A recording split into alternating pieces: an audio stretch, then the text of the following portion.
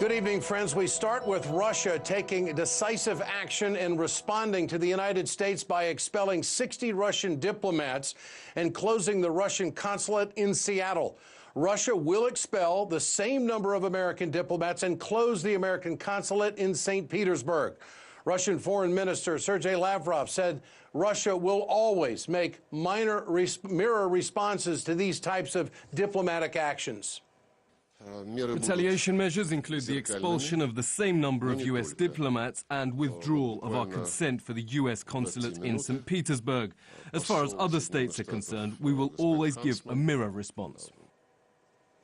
Meanwhile, the diplomatic drama over the poisoning of former Russian double agent is reaching absurd levels.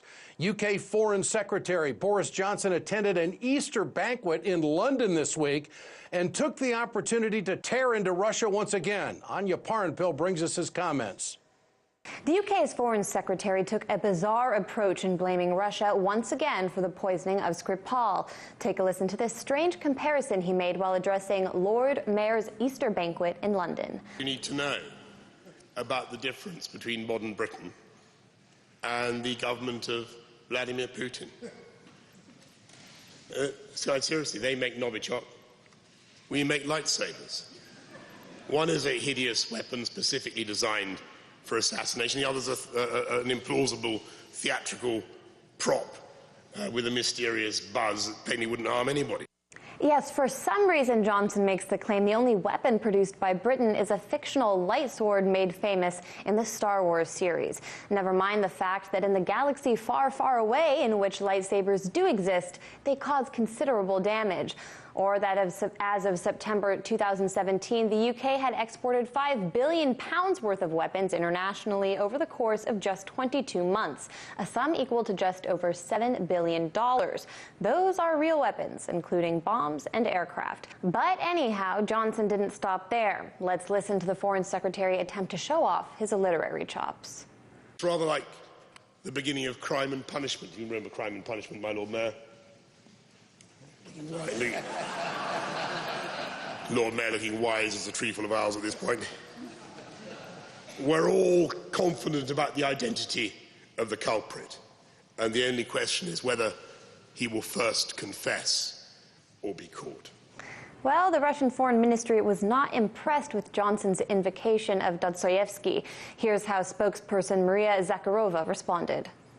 Boris, have you read Crime and Punishment to the end? You know, unlike you, we have read Dostoevsky. Especially for Boris Johnson, the Dostoevsky quote, translated in English. From 100 rabbits, you can not make a horse. 100 suspicions don't make a proof. Meanwhile, the UK is facing resistance from at least some European countries which are refusing to participate in diplomatic hostilities targeting Russia. While about 24 countries expelled upwards of 100 Russian diplomats from their posts earlier this week, 11 European countries, including Austria and Portugal, as well as New Zealand, opted not to carry out mass expulsions. Now, Austria's foreign minister is accusing the UK of putting pressure on her government. When the situation gets tough, you have to keep channels open. The UK ambassador to Austria issued a démarche on Wednesday in order to encourage us to take specific measures. On Saturday, the démarche was repeated. On Monday, while I was in Kosovo, the Chancellor and I spoke over the phone about our position, which is now public. It's our tradition to bring people together, especially in difficult situations. An investigation into the Skripal poisoning is still ongoing. This hasn't stopped the UK and its allies from blaming Russia and heightening tension, all without having presented any evidence. As this Cold War heats up, countries are finding it more and more difficult to remain neutral. In Washington, Anya Parampil, RT.